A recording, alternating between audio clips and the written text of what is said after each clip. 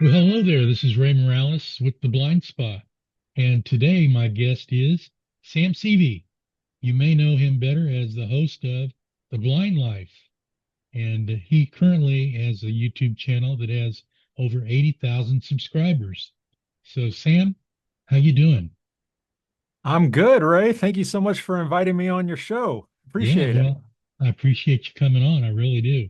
Yeah. You're a hard guy to get a hold of. I know. We've Very, been very trying for a little busy. while. Yeah, it's Yes. been a Yeah. while. Almost a year, I think it's taken us to get this thing put together. But Yeah. anyway, so what's going on new in your life? Why don't you tell my listeners a little bit about you? Sure. Well, I don't know how far you want me to go back. Uh, I guess I always start with my kind of my vision story, right? That's what a lot Sure. of people want to know. Right. So I have Stargardt's disease, which, if anyone's not familiar, it's a juvenile form or early onset form of macular degeneration. And I was diagnosed at age 11, so I've been living with it well over 30 years now, and so I think I've pretty much got it figured out. Yeah. I tell people I'm blind, but I'm really good at being blind. Um, Now, does no, but that I get progressively worse every year or? yes, yeah, it's a degenerative condition, so it will continue to progress. Although I think for a lot of us, it kind of plateaus after a certain point. Okay. And I don't know, it's such a slow moving condition that it's Right. hard to say. Um, you know, People always ask, well, are your eyes still getting bad? And I'm like, I guess they are. I don't know. It's so hard to tell Right. what I see day to day. It's more like, okay, 10 years ago, I could see this a lot better than I could see it now. So Right. it must Right. still be progressing. But So yeah, it's that's the funny thing when people say, what can you see? Well, it depends on the day, really. The lighting, there's so exactly. many factors involved. Yeah. Yeah. Yeah. And am I looking right at it or am I looking off to the side? Because that Right. Yeah, because your vision is like looking through a soda straw, right? No, I'm the opposite. I Oh, don't you're have any central vision. I only have peripheral. oh, okay. Yeah. Wow. Yeah. So that's tough. Yeah. I mean, but like I said, I started losing my sight when I was still young, Hmm. and just like anything in life, if you experience it as a kid, I think it's a little bit easier to overcome and adapt. Right. So I got really good at just using my peripheral. So much so that I don't know. It's hard. People are always surprised about what I can see and what I can't see. Even my wife, who's, we've been married for over 20 years now, Uh-huh. she still doesn't fully understand how I see some things, and then some other things I can't see. Right. It's it's crazy because mine is not like that. Okay. Mine is kind of fractured. Um, Hmm. what I do see is like looking at a Picasso painting, and Yeah. then my brain has to work overtime to put all the pieces where they belong. Yeah. So like your nose is here and your eyes are over here, and it tries to pull it together because it knows which face is supposed to look like, Right. but it really I get headaches and all that just from my brain working overtime trying to piece everything together. Oh yeah, yeah. I think that's very And common too. Eye strain and fatigue from everything trying to work harder than it normally would be. right, and then I Yeah. can't see anything from my chest down. It's Hmm. completely blackout blind from my chest down. So Okay. it's a weird thing. Um, they call it hemispherical something or other, but it's some Okay. big long fancy name. And I Probably just tell people, shortened. yeah, I just tell people I can't see. Yeah, yeah, that's easier. So tell me more about how did you get this YouTube channel started? Yeah, so well, I was having been diagnosed at such an early age, of course I grew up using assistive technology through Mhm. school and all of that. And so I've always really enjoyed technology just in general. So long story short, I had a bunch of after school in my 20s, I had a bunch of jobs, random jobs in restaurants and things like that. And in 2005, my daughter was born, and so I Hmm. became a stay-at-home dad. So I was home for the first, 4 years of her childhood until she started going to school. And so Uh-huh. when she started going to school, I found myself just sitting at home alone a lot, just like, gosh, I'm bored. I want something to do. I need something to Right. do. So I've always been a fan of technology, like I said, and in a roundabout way, I got a job making videos on YouTube for a company based out of Texas, making videos about Android phones and Android tablets. And because this was early 2010, Android was the smartphone craze was really new and Right. exciting. And so people were wanting to learn as much as they could about their new phones and what they could do with them. And so I made videos about how to quote unquote hack your Android phone, Right. how to modify your Android phone to really unlock all the things that it was possible. Yeah, because Um, back then nobody was really focusing on people with vision impairments. no, no, no, No, not at not at all, not all. at all. In fact, there wasn't a lot of information online because every now and then when I was making these videos about phones, now keep in mind that I never told anybody I was visually impaired. The videos I made were about technology. It wasn't about me at all. Okay. So, but every now and then I would make a video about maybe an accessible feature on my phone or an app that I was using that made it easier for me to use my phone. And when I would make these videos, people in the comments would be very thankful and oh gosh, I didn't know my phone could do that. That's going to make it so much easier to use. Thank you so much.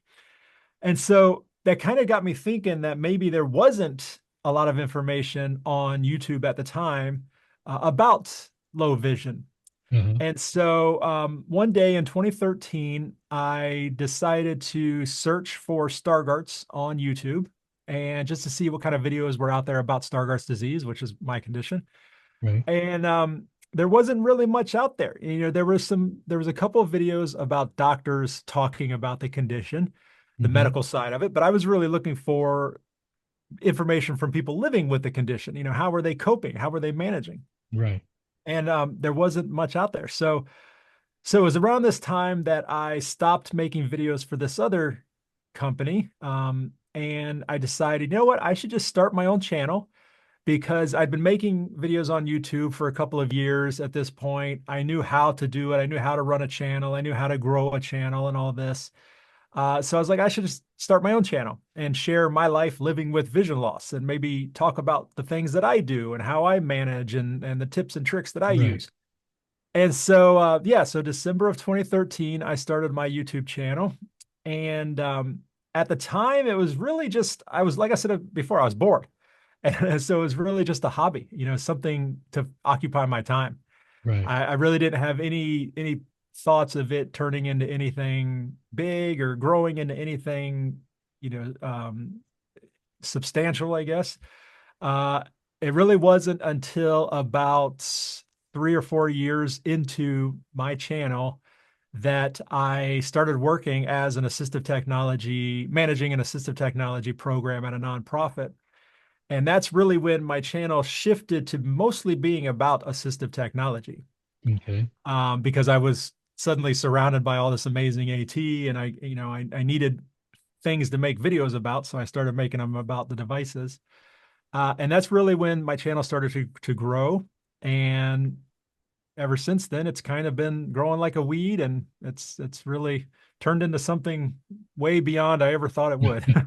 Well, yeah, there's always something new coming out Yeah, as far as yeah, assistive technology goes. There's always something innovative coming out. yes, So absolutely. that keeps you going, I guess. Well, I mean that goes back to why it took so long for me to get on the show with you. Because you're I so just busy. been swamped. Yeah. Yeah. Let's let's go down that lane for a minute.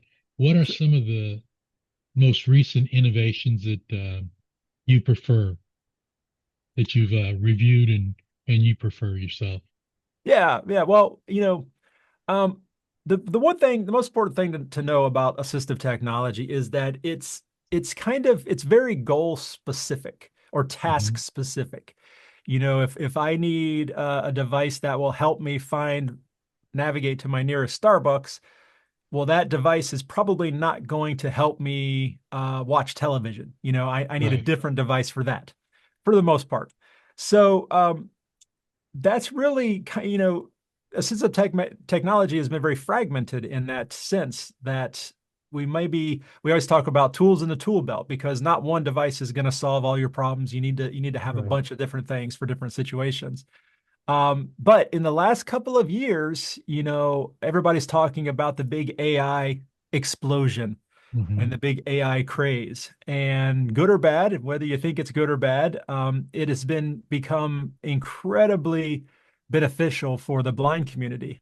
Um, and we're seeing it implemented in a lot of really new and innovative ways in assistive technology. And the benefit of AI is just that there's really no limit on what it can help you with. Right. You need help finding that Starbucks, AI can help with that. You need help watching TV, AI can help with that. You need help reading, AI can help with that.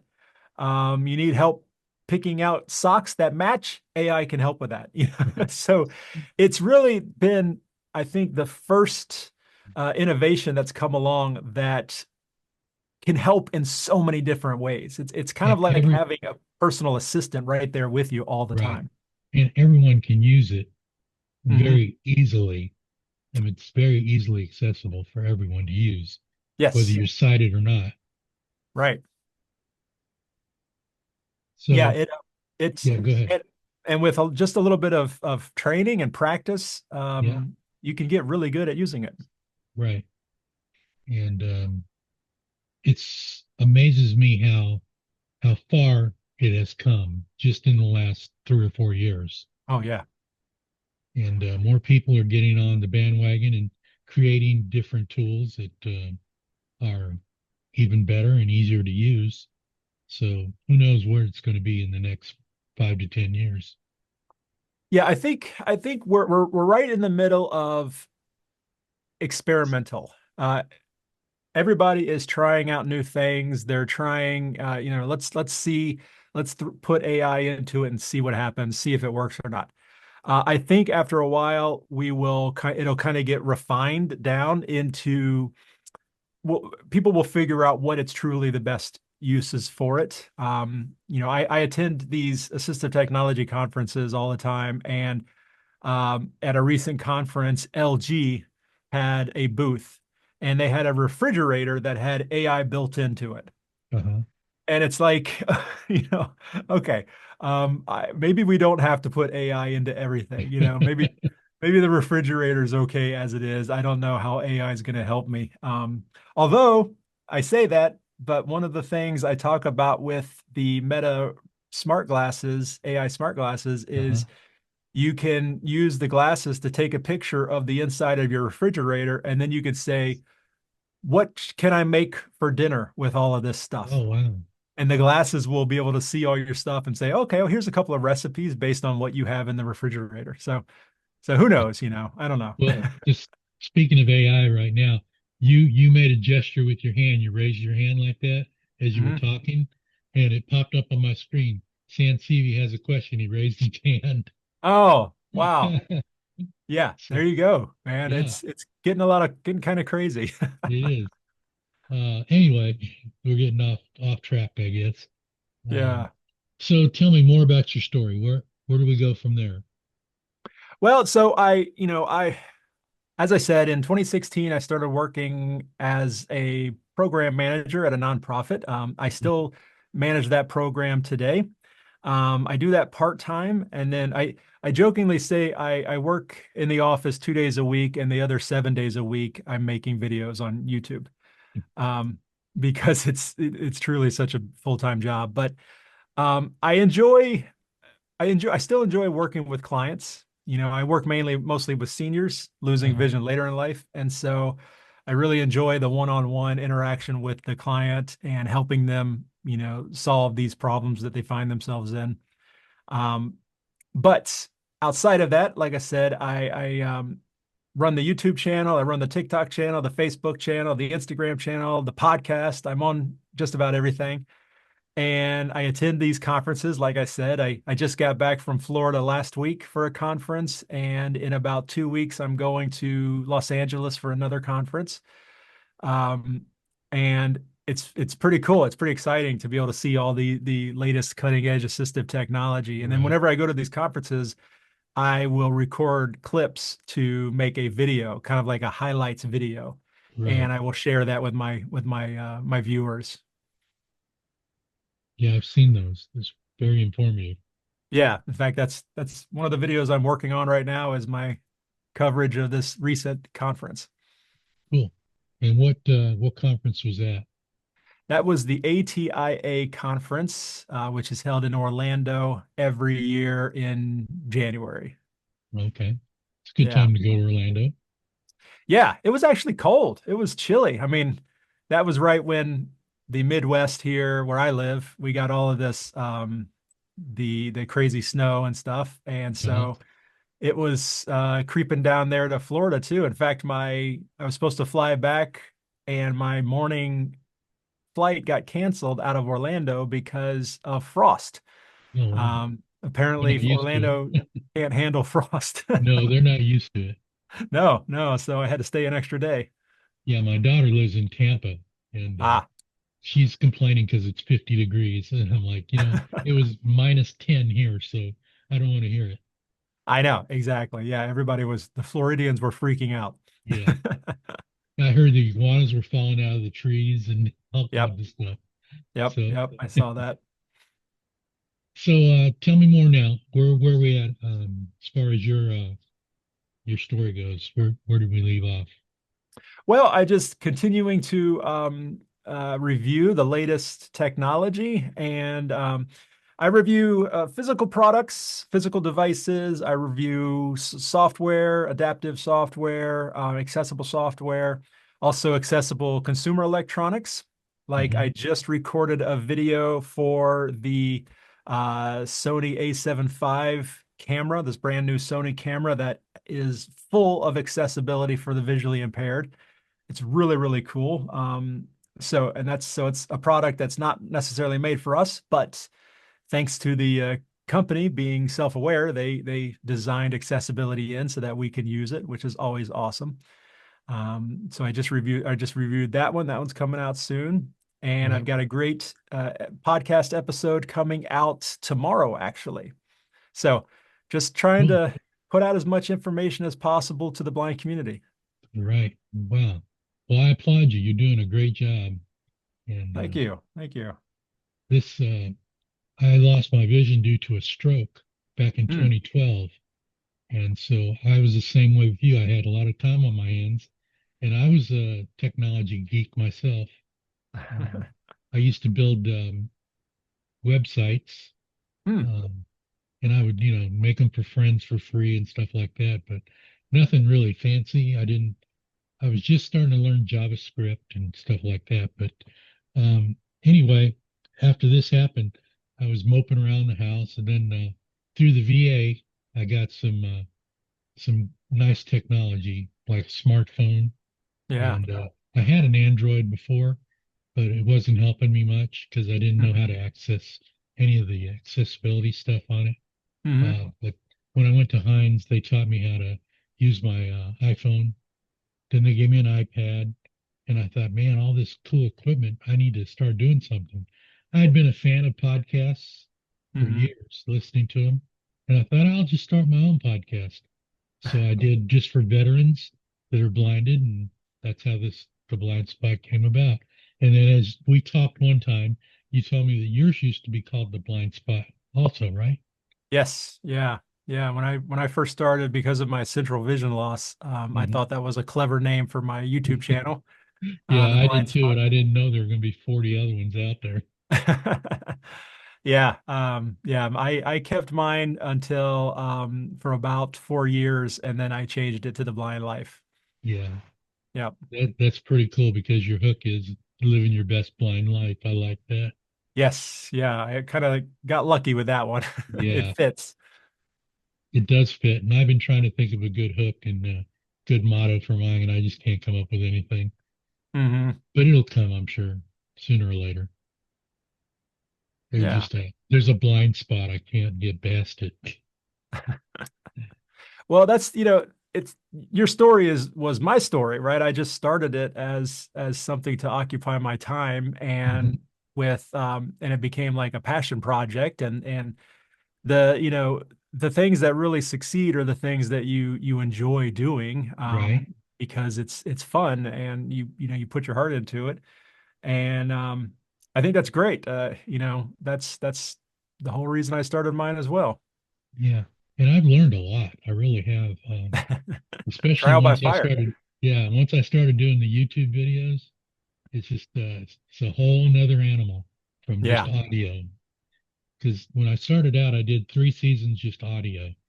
In my hmm, fourth season, I started doing the video. that's So good. yeah, I really enjoy doing it, and it's just so much fun. Yeah, yeah, yeah. And that's the nice thing about all of this, about social media in general. Like I said, when I started, there, Tommy Edison was a blind creator on YouTube. Hmm. There was another young lady, and that was literally it. Those are the only two blind people on YouTube that I knew of anyway in 2013.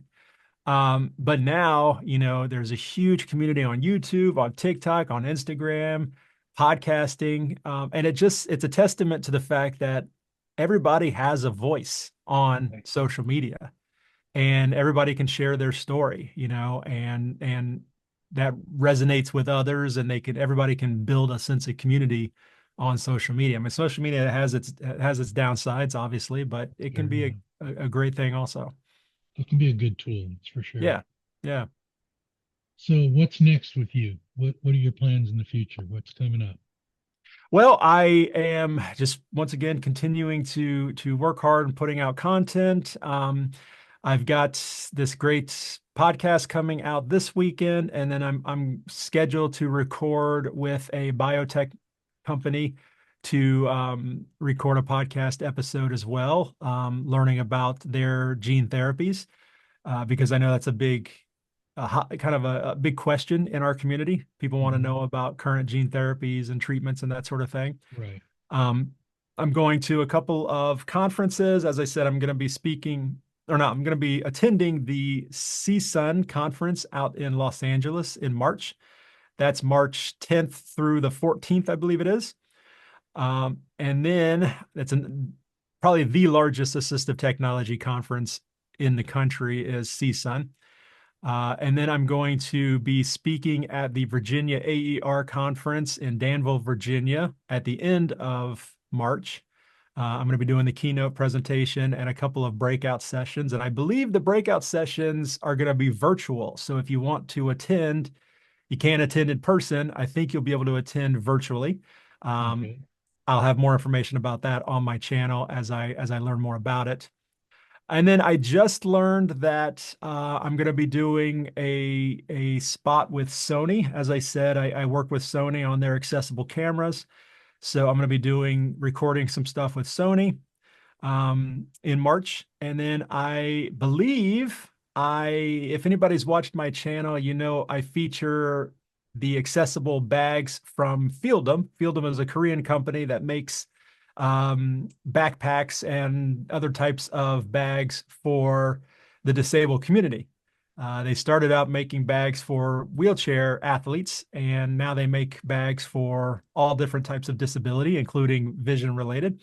Well, I just learned that I'm going to be doing a collaboration with them. So possibly Cool. bringing out some Blind Life branded merchandise through them. I think maybe a cane pouch is Oh kind of wow. what we're leaning towards. So if you want to get a cool bag for your cane that sits rides on your hip, or you can clip it to a backpack or something like that, it'll have the Blind Life logo on it and some cool Cool. branding. So I'm really excited about that.